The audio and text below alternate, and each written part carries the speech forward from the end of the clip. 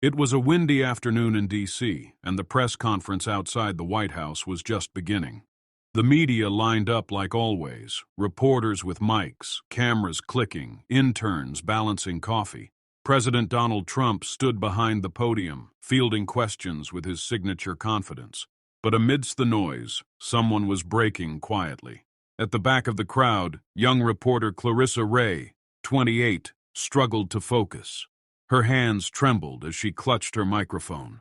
She was known for her composure on live television, but today, her mascara traced faint black rivers down her cheeks. No one seemed to notice or care. Clarissa wasn't supposed to be there. She had taken the day off, but her boss insisted she cover the event, claiming it would be career-defining. She had barely slept the night before, having just come from a hospital ICU where her mother was fighting for her life after a stroke. President Trump finished a response about the economy. Then, as he turned to point at another reporter, his eyes landed on Clarissa. He paused. "Are you okay?" he asked suddenly, his voice cutting through the noise. "Why are you crying?" The crowd went silent. Cameras swiveled. Clarissa froze. This wasn't part of the script. She lowered her mic and looked up, stunned. Was he really talking to her? Tears welled up again. It's personal," she stammered. Trump stepped away from the podium. Reporters gasped. Secret Service tensed. But he kept walking, straight toward her. "What's your name?" he asked gently. "Clarissa," she whispered. Trump nodded. "You don't have to explain here, but if you ever want to talk, you have my attention." That moment, raw, unscripted, would spark a story far deeper than anyone expected. Tomorrow's headline was about to change. Clarissa's phone buzzed non-stop after the event. Her colleagues whispered. Newsrooms speculated. Why did Trump stop mid-conference? Who's the crying reporter? Her face was everywhere, yet no one knew her pain. Back at the hospital, Clarissa sat beside her unconscious mother, holding her hand. "You used to say life is about stories that matter, Mom," she whispered. I think I just became one." Her phone rang. Unknown number. "This is Donald Trump," the voice said calmly. Clarissa sat upright. "Mr. President, you said it was personal. I respect that. But if you need help, even off the record, I meant what I said." She hesitated. "My mom, she had a stroke. I almost didn't come today." A pause. Then Trump replied, "Tell me her name." "Susan Ray." Another pause. "Thank you for sharing that. Let me know what she needs." He hung up. Clarissa stared at the screen. Was that real? Was he being human? The next morning, Clarissa returned to the hospital. A nurse approached her, wide-eyed. "You're the reporter from TV, right? The president called last night. For your mom." "What?" "Yeah. Said to make sure she gets a private room and anything she needs." Clarissa's eyes welled up again, this time with disbelief. By noon, her network called. They wanted her to go live and tell her side. She refused. "I'm not a story." But the news didn't wait. Other outlets ran pieces. Trump's unexpected soft side, the reporter who made the president pause. Clarissa knew the media game. She had once played it ruthlessly, but now she wanted no spin, only truth. She made a decision. She would speak, but not to sell a story, to share something real. Clarissa sat in front of the camera, not as a correspondent, but as herself. Her editor had reluctantly agreed. "Do it your way." She cleared her throat. "I've always believed in journalism that reveals truths, not manipulates headlines. Yesterday something happened that caught everyone off guard, including me." She told the story. "My mother, Susan Ray, was a school teacher for 30 years. She's in a coma right now, and I was barely holding it together when I stood in that press line." Her voice cracked. "President Trump saw me, and instead of brushing past, he asked why I was crying. No politics, no agenda, just a question." Clarissa paused. Sometimes it takes one human moment to remind us that behind the noise, people still care. The room fell silent. It was raw. It was honest. It was already trending. Later that night, Clarissa was alone in her childhood home. While searching for her mother's medical records, she found something unexpected, a sealed envelope addressed, "To Clarissa. Open if I'm ever in the hospital." Her hands shook as she tore it open. Inside was a handwritten letter.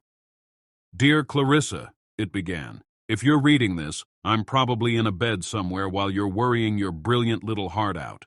Don't. Live. Share your voice. You were always meant to speak for others, not just report for them." Clarissa sobbed. "And if someone kind reaches out in that dark moment, don't push them away. Let them surprise you. Let humanity surprise you." Suddenly, her mother's wisdom connected dots Clarissa hadn't seen yet. Maybe this story wasn't about Trump. Maybe it was about all of them. The next morning, Clarissa received another surprise, an invitation to a private White House event. Not as a reporter, but as a guest. The card read, "For Clarissa Ray, thank you for your honesty." She debated attending. Would it be a photo op, a trap, or something more? Her mother's words echoed, "Let humanity surprise you." Clarissa accepted. When she arrived, Trump greeted her personally. "No cameras today," he said. "I didn't invite you as press. I invited you because I think your story is bigger than headlines." Clarissa blinked. He continued, "You reminded me that people aren't just voters or reporters. They're daughters, sons, fighters." She didn't expect the humility. This wasn't about politics anymore. This was about people. Inside the room, Clarissa saw something she hadn't expected, a wall covered with letters from everyday Americans, farmers, teachers, veterans, mothers.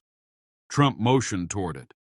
"I started collecting these again, after losing touch with the why." He gestured for her to add something. She took a pen and wrote, "We're all one story away from being seen. Clarissa Ray." As she stepped back, she saw her words beside others that had never made headlines, but had clearly shaped someone's decisions. Maybe empathy wasn't about grand gestures. Maybe it was about listening. Back at the station, Clarissa's appearance caused tension. Some colleagues praised her honesty. Others accused her of being manipulated. "You humanized a man who divides people," one snapped. Clarissa replied calmly, "I didn't humanize him. I acknowledged a moment that was human. That's different." Her boss pulled her aside. "This is bigger than any segment. People are watching. You may have started something real." He offered her a new segment, Stories That Matter. Clarissa hesitated, but deep down she knew this was her calling. She said yes, and the first story she'd tell, her own. 3 days later, Clarissa was reading aloud at her mother's bedside, an article she had just published about kindness, connection, and truth. And then, her mother's hand twitched.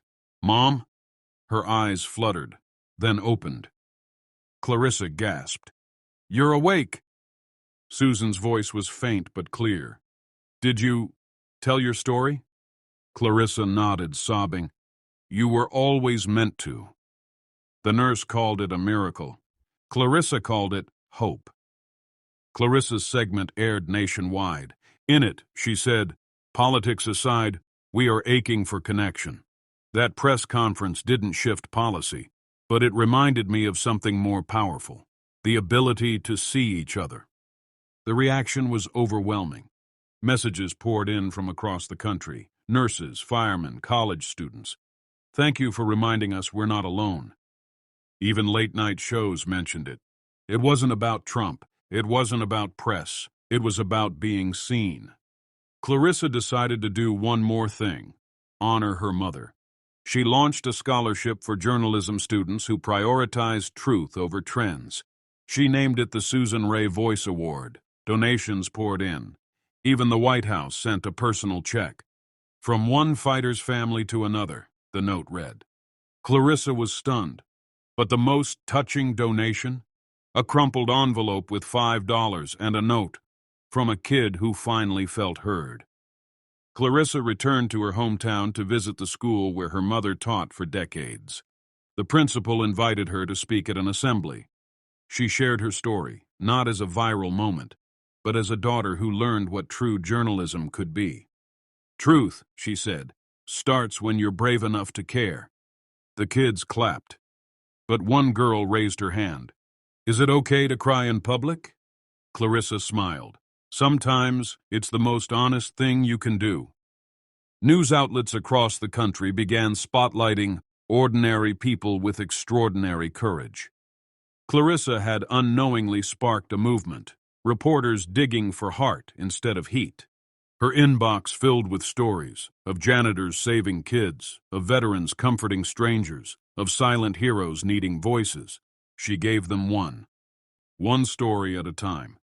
A week later, as Clarissa wrapped her show, a staffer ran in. "Someone's here to see you." It was Trump, unannounced. He smiled. "I figured you'd rather hear it in person." Clarissa blinked. "Hear what?" "I'm starting a new initiative. Voices of America. Highlighting people like your mother. Like you. I want you to help lead it." She was speechless. He continued. "You changed something, and I want to keep that going." Clarissa looked at him, no longer seeing a politician, only a man honoring a moment. She nodded. "Let's do it." Weeks later, Susan Ray sat up in her hospital bed reading letters. Thousands had arrived, kids, strangers, even journalists thanking her for raising someone who dared to be honest. She smiled, then whispered, "Looks like you told the world what mattered." Clarissa grinned. "You told me first." Netflix called. They wanted to turn Clarissa's story into a documentary. She agreed, on one condition. No dramatization, just truth. It premiered with the title, "One Tear, One Question, One Moment." It broke records. And more importantly, it healed hearts. Clarissa aired her final segment before taking a year off to write a book. Her last words, "If you see someone crying, don't look away. Ask them why. That single question might change everything." 1 year later, Clarissa stood before a crowd of journalism grads. She read the letter her mom once wrote her, then added, "May you find the courage to be human first." The crowd stood in ovation. Among them, a girl holding a sign, "Future Reporter, because of you." Clarissa used part of the scholarship fund to build a garden beside the school, dedicated to teachers who shape voices. She named it Susan's Garden of Stories. Every plant had a plaque with the student's name. It bloomed with color and meaning. Years later, a young boy approached Clarissa during a book signing. "Are you the lady who cried and changed everything?" Clarissa chuckled. "I suppose I am." He smiled. "I want to tell stories too." She handed him a pen. "Then start. You're just one story away." And in that moment, she knew. That tear had never been weakness. It was a seed. And now, the world was blooming.